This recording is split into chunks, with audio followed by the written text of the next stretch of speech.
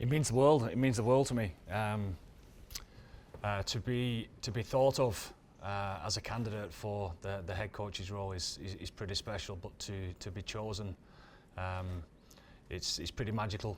It definitely is. I suppose being on a couple of Lions tours already gives me the feel of what it's all about. And for those who've been lucky enough to be involved before, or for those of us who've been lucky enough to go on Lions tours as a supporter or support the Lions and for what the Lions stand for at home, etc. We all know how special place this is.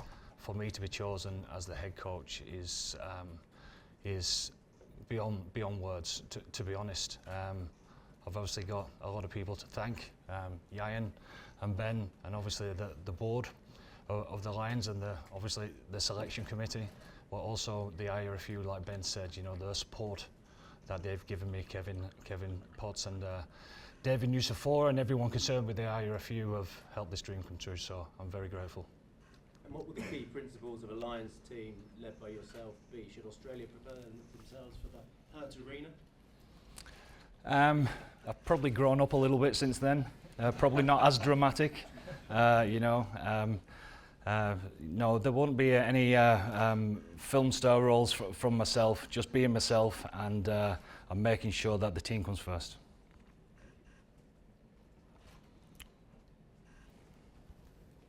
Andrew McKenna from TalkSport Radio. Hi.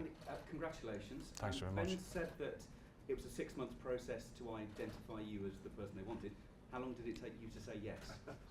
Oh, straight away. Obviously, I mean, we had a conversation a couple of months ago, myself and Ben, and he laid out all the different ramifications of what it involved to be the head coach, and he didn't need to do that, to be honest. It was a no-brainer because it's such an honour. I'm sure you've already started thinking in terms of assistant coaches. When would you like to get that nailed down by? I'm in no rush at all. There's a long way to go, isn't there? There's a lot of coaches just starting in new roles, etc. Some people will get better as coaches under pressure, to be able to sit back and watch, and not just that, have the right conversations so that we get the right people on the bus to lead this team. And in terms of the Lions, we often talk about it being the pinnacle for the players. As a head coach, is getting the head coach's job of the British and Irish Lions the pinnacle?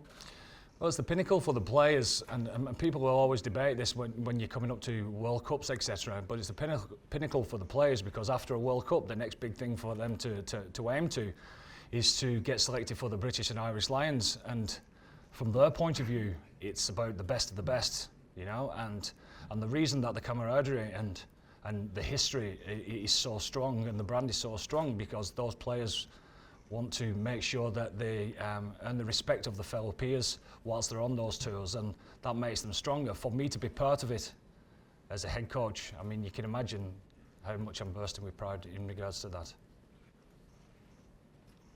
Alex Payne from Man Rugby. Andy, congratulations. Thanks, Alex. Great to see you up there. I think a lot of people have had you in this position for quite some time. Can you just give us a little sense of, I suppose, the challenge that you are expecting as you head to an Australian setup at the moment?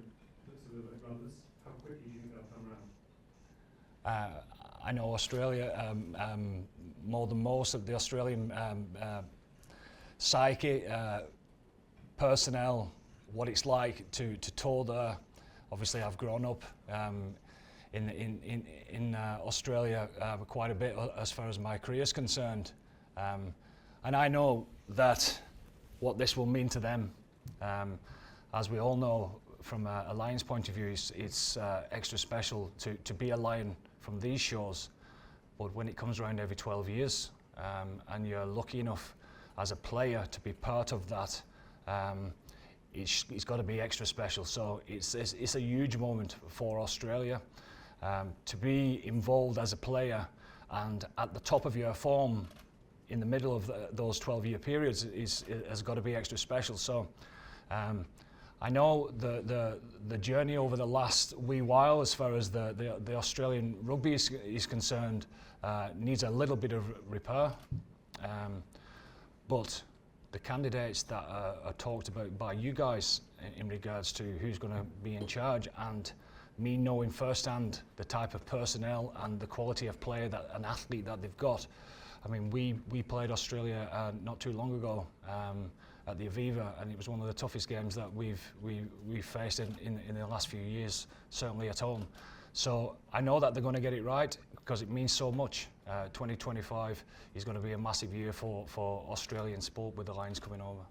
Brilliant. And one sort of quick one. Can you just give a bit of insight into the challenge that is unique to being a Lions head coach relative to what you've achieved in national and the club game?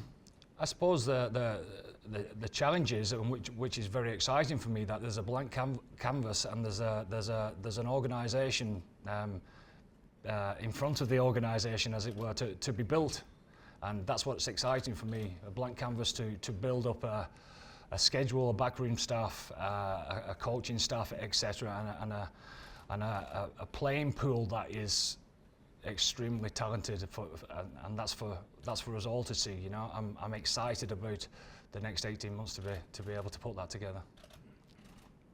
Hi Andy, Ashton already here from Off the Ball. Huge congratulations.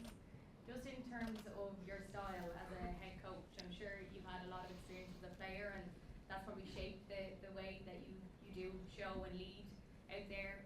Just describe your style as a head coach. It is what it is. It is what it is. It's me being myself. It's me trying to put across to the talented pool of players that I work with, that I certainly am going to work with, and letting them flourish for the type of people that they are, to be able to express themselves. 100% the talent's going to be there, so I need to make sure that I'm allowing that talent to flourish. And just in terms of the IRFU, it's great that they've been so supportive. Can you tell us a little bit about how you're going to balance the two roles? Well, I'll balance the two roles by making sure that I give both roles the right attention that both roles deserve. I wouldn't take on this role unless I could do both roles to the best of my ability, and therefore I'm very grateful from the IRFU again for this opportunity. Thanks, Ryan. Richard Lewis from Reuters, congratulations.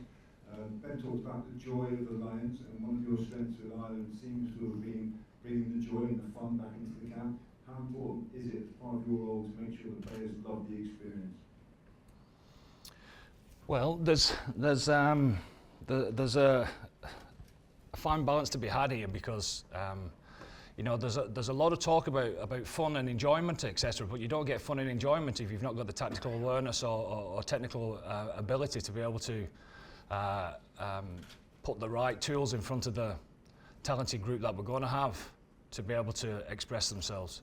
So first and foremost, it's getting the right tactics, getting the right facilities, getting the right environment for them to be able to flourish as a rugby player. I suppose for the tours that I've been on, what makes it very easy as far as the camaraderie and the excitement and the bonds that Yayan has rightly spoke about, is because when you get the best of the best, the fighting for that respect, and not just that, they're trying to learn off the people that they are competing against year in, year out. I mean, we're a couple of weeks away from a tournament that is pretty special to everyone in the Six Nations, and the rivalries is right up there, and that's why we all love the Six Nations. But when the best of the best come out of that, the respect is through the roof. So therefore, the bond has already started, and it's an easy job to try and filter that through the organisation as a whole.